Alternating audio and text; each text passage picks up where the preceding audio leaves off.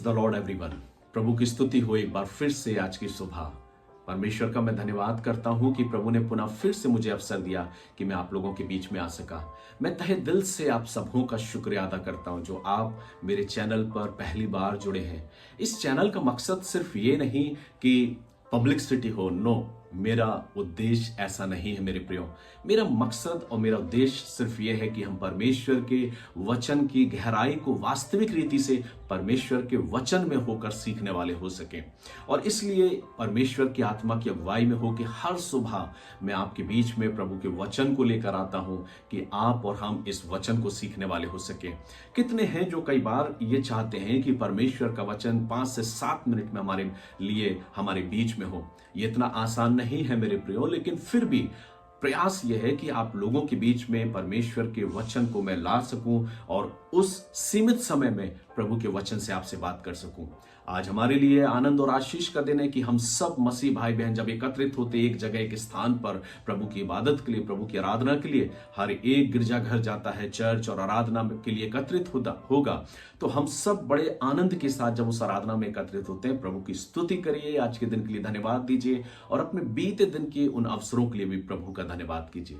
इससे पहले कि मैं अपने कलीसिया के बीच में प्रभु के इस वचन को रखूं या अपने उस वचन को बांटूं जो आज मैंने उनके लिए तैयार किया है, सबसे पहले मैं आप लोगों के बीच में इस वचन को शेयर करना चाहता हूं। आज मैं आनंदित हूं क्योंकि प्रभु ने यह दिन मुझे दिया है और जैसा कि वचन कहता, आज का दिन यहोवा ने बनाया है, हम इसमें आनंदित हों। हम सब आनंदित हैं, हर एक सुबह प्रभु ने हमको दी है कि हम उसके नाम का धन्यवाद करें। आइए हम वचन में चलते हैं और यहेजकेल उसका 24वां अध्याय। 24वें अध्याय को मैं कुछ इस प्रकार से आपको बताने का प्रयास करूंगा क्योंकि परमेश्वर ने यहेजकेल को अपने क्रोध को व्यक्त करने के लिए चुना था। परमेश्वर ने यहेजकेल को इसलिए चुना कि वो इजराइलियों के बीच में, यहूदा और यरूशलेम के बीच में परमेश्वर की बातों को रख सके। और कई बार परमेश्वर उससे बोलता है कि तू इस प्रकार से इनसे बातें कर, इन्हें चिता, इन्हें बता, और अपने क्रोध को, अपनी जलजलाहट को वो व्यक्त करता है। न जाने कितनी उपमाएं परमेश्वर ने वचन में दी है जो 23 अध्याय तक हम पढ़ चुके हैं। यहां पर परमेश्वर फिर से कुछ बात यहेजकेल से करने जा रहा है। जब परमेश्वर यहेजकेल से बात करता तो कई बार परमेश्वर ने उसे हे मनुष्य की संतान करके बात की है। क्यों ऐसा कहा? ताकि यहेजकेल इस बात को जान सके कि परमेश्वर का संदेश बेशक वो सुन रहा है, लोगों तक पहुंचा रहा है, वो एक याजक है, एक भविष्यवक्ता है, लेकिन फिर भी वो एक मात्र मनुष्य ही है। परमेश्वर, मनुष्य मनुष्य ही है। अक्सर हम इन बात को भूल जाते हैं जब हमें उपलब्धियां मिलने लगती हैं, जब हमें वर्चस्व मिलने लगता है, जब हम ऊंचाइयों को छूने लगते हैं, जब हम अपनी जिंदगी में वो पाने लगते हैं जो हमको चाहिए है, चाहे वो कुछ भी हो, तब हम अपने आप को मनुष्य नहीं समझते, हम कुछ और ही समझने लगते हैं। ये 2 शब्द कई बार परमेश्वर यहेजकेल से बोलता है, हे मनुष्य की संतान। ये इसलिए क्योंकि परमेश्वर उसे इस बात को चिताना चाहता है कि तू मात्र मनुष्य ही है। बेशक तू याजक है, बेशक तू भविष्यवक्ता है, लेकिन तू मनुष्य, इस बात को मत भूल। और तब परमेश्वर एक रोल अदा करने के लिए यहां पे यहेजकेल को कहता है। अब परमेश्वर यहेजकेल से चाहता है कि वो उसके उस रोल को अदा करे, और ये रोल काल्पनिक नहीं है। जब हम फिल्म को देखते हैं, जब हम थिएटर में जाते हैं, तो हर एक जो फिल्मकार है वो अपने लोगों को जो रोल अदा करते हैं उनको पार्ट देता है कि तुमको ये पार्ट करना है, तुमको ये पार्ट करना है। और कई बार जो फिल्म देखने वाले लोग हैं, जो शौकीन है, वो जब उन फिल्म को या उन प्रोग्राम्स को देखते हैं तो कई बार वो भावुक होते हैं उनके रोल को देखकर। वो कहते हैं कि ये सब कुछ ऐसा लगता है जैसे वास्तविक घट रहा है, लेकिन वास्तविक कुछ नहीं होता है, सिर्फ काल्पनिक होता है। लेकिन यहां 24वें अध्याय में परमेश्वर काल्पनिक बात नहीं कर रहा है, पर यहेजकेल से कह रहा है कि तू इस बात के लिए तैयार हो जो तेरा सबसे प्रेमी है, तेरी आंखों की प्रिय है, अर्थात तेरी पत्नी, उसको मैं ले लेने पर हूं। और इसके द्वारा मैं इस बात को दर्शाऊंगा कि मैं यरूशलेम पर किस प्रकार के दंड को लाने जा रहा हूं। अब यहेजकेल जो है वो परमेश्वर के उस पात्र को करने के लिए तैयार कर रहा है, अपने आप को उस रोल को अदा करने के लिए तैयार कर रहा है और अपने आप को डेडिकेट कर दिया परमेश्वर के लिए।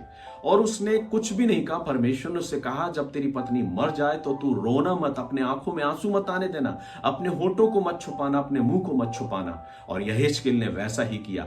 इससे पहले परमेश्वर उसे एक दर्शन देता, वो कहता है कि तू लोगों के सामने इस प्रकार से कर। वो क्या कहता है? 90 वर्ष के 10वें महीने के 10वें दिन को यहोवा का यह वचन मेरे पास पहुंचा, हे मनुष्य की संतान। देखिए, फिर परमेश्वर से कह रहा, हे मनुष्य की संतान, अर्थात यहेजकेल ये मत भूल कि तू मात्र मनुष्य, बेशक तू याजक है, बेशक तू मेरा भविष्यवक्ता है, लेकिन तू मात्र मनुष्य ही है। और तब परमेश्वर से कहता है, आज का दिन लिख रख, क्योंकि आज के दिन बेबीलोन के राजा ने यरूशलेम को आ घेरा है।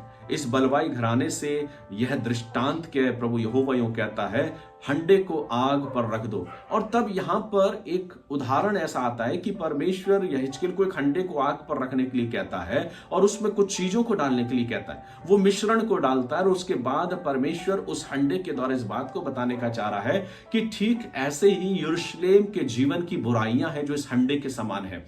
वो हंडा यरूशलेम है और उसके अंदर की जो सामग्री है वो यरूशलेम के अंदर पाई जाने वाली बुराइयां हैं जो उन्होंने अपने जीवन में प्राप्त करी। जब मैं इस पर मनन कर रहा था तो मैंने इस बात को देखा कि यरूशलेम की तरफ प्रभु यीशु मसीह ने भी जब दृष्टि करी तो वो रोया।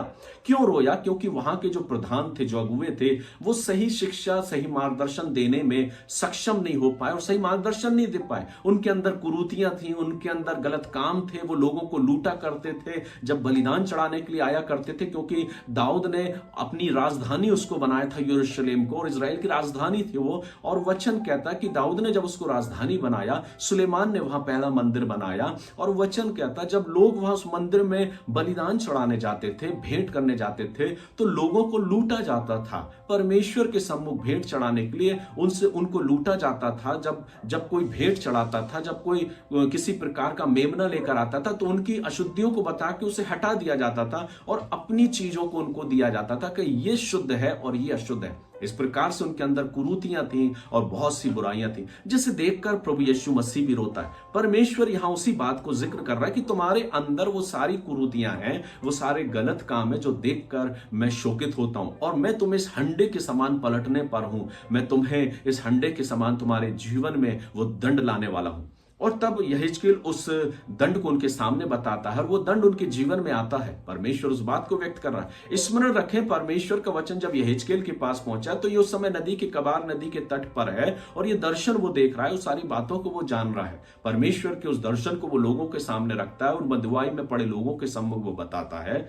और वचन यहां कहता है कि उसके बाद परमेश्वर यहेजकेल से कहता है कि देख, जो तेरी आंखों की प्रिय तेरी पत्नी वो अब मरने पर है, मैं उसे लेने पर हूं, और इस प्रकार से मैं बताऊंगा कि जो तुम्हारी सबसे प्रिय चीज है उसे मैं ले लूंगा, उसे तुम्हारे बीच में से मैं उठा लूंगा। और तब परमेश्वर उस दंड को बताता है जो यरूशलेम के लोगों के लिए था। यहेजकेल तैयार होता है। इस मैसेज के बाद, इस संदेश के बाद यहेजकेल की पत्नी मर जाती है। ये एक व्यक्तिगत रीति से दुख की बात है कि यहेजकेल इस दर्शन को देने के लिए, इस संदेश को देने के लिए व्यक्तिगत हानि को उठाता है। कई बार जब हम परमेश्वर की सेवकाई में होते हैं तो परमेश्वर अपनी बातों को हमारे जीवन में पूरा करता है, और कई बार ऐसे अवसर हमारी जिंदगी में लाता है जो हमारी व्यक्तिगत जीवन की होती है। आपको स्मरण होगा, परमेश्वर ने अब्राहम को बुलाया और कहा कि मैं चाहता हूं कि तू अपने बेटे को मेरे लिए बलिदान करके चढ़ा। अब्राहम ने परमेश्वर की आज्ञा को माना और अपने बेटे को बलिदान करने के लिए वो चला गया, लेकिन परमेश्वर ने उसे रोका और कहा कि तूने मुझसे प्यार किया है, इसलिए मैं तुझे आशीषित करता हूं। और उसने उसके बेटे को बलिदान करने से के लिए रोक रखा। मेरे प्रियो, यहां पर भी यहेजकेल से वो कहता है कि तेरी पत्नी मरने पर है, और यहेजकेल की पत्नी रात्रि में मर जाती है। लेकिन परमेश्वर ने जैसा यहेजकेल से कहता, तू रोना मत, तू विलाप मत करना, तू अपने आंखों में आंसू मत आने देना, तू अपने होठ को छुपाना मत, तू अपने मुंह को मत छुपाना, और तू दुख भरी रोटी को मत खाना। यहेजकेल ने वैसा ही किया। परमेश्वर के संदेश को देने के लिए उसने व्यक्तिगत हानि को भी उठा लिया और उसने उसको स्वीकार किया। उसने अपनी आंखों में आंसू नहीं आने दिया, उसने दुख नहीं आने दिया, उसने अपनी उस तकलीफ को उसने अपने अंदर सह लिया, लेकिन परमेश्वर के संदेश को लोगों तक पहुंचाया। यह संदेश मुझे आज इस बात को स्मरण दिलाता है कि हम और आप यहेजकेल के समान अपने जीवन में परमेश्वर के संदेश को सुनने के लिए क्या तैयार हैं? परमेश्वर अपने दंड को लाने जा रहा है अगर हम गलत जीवन को व्यतीत करेंगे, अगर हम नैतिकता के साथ नहीं चलेंगे, अपने जीवन में उन कामों को नहीं करेंगे जो परमेश्वर की आज्ञाएं हैं, अगर हम उसके अनुसार नहीं चलते हैं, तो यकीनन मानिए दंड हमारे ऊपर जरूर आएगा। परमेश्वर कहता है कि परमेश्वर ने यहेजकेल से उसकी व्यक्तिगत चीज को ले लिया, जो उसकी पत्नी थी। उससे वो दुख हुआ, सब कुछ हुआ, लेकिन उसने परमेश्वर के कथन के अनुसार अपने जीवन में उस व्यक्तिगत हानि को भी उठा लिया और उसके लिए उसने विलाप नहीं किया।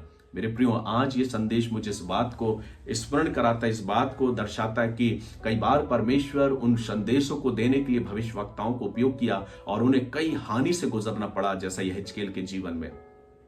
आज जब हम परमेश्वर की सेवकाई में, मेरे प्रियो, परमेश्वर हमसे चाहता कि हम पश्चाताप करें, अपने जीवन को परमेश्वर की निकटता में लाएं, उसके संदेश को अपने जीवन में स्वीकार करें और परमेश्वर की आज्ञा के अनुसार अपने जीवन को जिए। क्योंकि परमेश्वर हमें हर बार चिताता और वचन कहता है कि नए नियम में जब हम आते हैं, यीशु मसीह का जब जन्म हुआ, वो आया, उसने यरूशलेम की तरफ देखा और यरूशलेम की तरफ देखकर वो रोया। क्यों? क्योंकि उनकी स्थिति को देखकर, क्योंकि उनके ऊपर दंड था, उनके ऊपर वो दंड आने वाला। परमेश्वर उस दंड से उन्हें बचाना चाह रहा था, प्रभु यीशु मसीह उस दंड से उन्हें बचाना चाह रहा था, इसलिए तो स्वयं मानव रूप लेके वो संसार में आ गया। लेकिन उस समय के लोगों ने और आज के समय के लोगों ने भी यीशु मसीह को स्वीकार नहीं किया। लेकिन हाँ, कितने हैं जो उसे स्वीकार करते हैं, जो अपने बुरे कर्मों से फिरकर प्रभु की ओर आए, उन्होंने अपने जीवन को प्रभु के हाथों में सौंपा। हम और आप भी उनमें से एक हैं, जो आज की सुबह प्रभु के वचन को सुनने के लिए आप और हम एक साथ जुड़े हैं, आप मेरे साथ जुड़े हैं। प्रभु आप सबों को आशीष दे और मैं परमेश्वर का धन्यवाद करता हूं कि प्रभु ने अपने वचन के माध्यम से हमसे बातचीत करी। प्रभु का ये वचन मुझे और आपको प्रतिदिन एक नया जीवन जीने की आशा प्रदान करता है। हम और आप प्रभु के लिए धन्यवाद करते हैं कि प्रभु ने मेरे और आपके लिए अपने आप को बलिदान किया। वो आ गया मुझे बचाने के लिए, उस कोप से बचाने के लिए, उस क्रोध से बचाने के लिए जो क्रोध परमेश्वर का है। उसने कहा जो कोई मुझ पर विश्वास करेगा वो अनंत जीवन को पाएगा।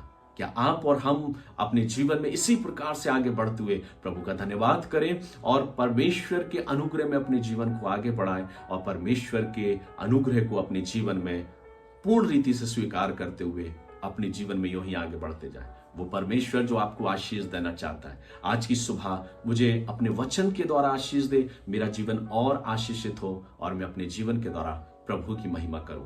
आइए आज के संदेश को हम स्वीकार करें और ये जाने कि परमेश्वर के संदेश को देने के लिए भविष्यवक्ता यहेजकेल ने कितनी बड़ी हानि को उठाया। उसने एक काल्पनिक रोल को नहीं किया, पर ये पूर्ण रीति से सत्य रोल था, जिसमें उसने अपनी पत्नी को खो दिया था। लेकिन वो निराश नहीं हुआ, उसने परमेश्वर को प्रथम स्थान दिया, उसकी आज्ञाओं को प्रथम स्थान दिया और उसके संदेश को प्रथम स्थान दिया। आज मेरे लिए सबसे महत्वपूर्ण क्या है, परमेश्वर या कुछ और? प्रभु इन वचनों के द्वारा आप सबों को आशीष दे। आशा करता हूं कि आप जब मेरे साथ जुड़े हैं, आप जरूर आशीष को पाते होंगे। आपको परमेश्वर बहुत अधिक से आशीष दे। God bless you.